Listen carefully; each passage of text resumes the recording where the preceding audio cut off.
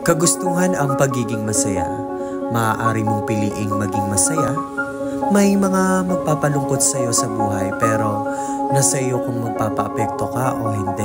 Kadalasan malungkot tayo kasi mas pinipili nating magtayo ng harang kaysa tulay para magpatuloy sa hamon ng buhay. Huwag mong ipakita ang malungkot ka sa ibang tao kung wala kang balak mag-share ng problema. Para kang nag-alok ng hopya pero hindi mo naman ibibigay. Huwag mong hahayaang sumasabay ka lang sa agos ng dagat.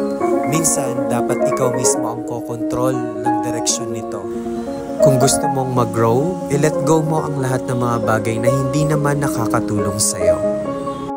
Sabi nga nila, a negative mind will never give you a positive life.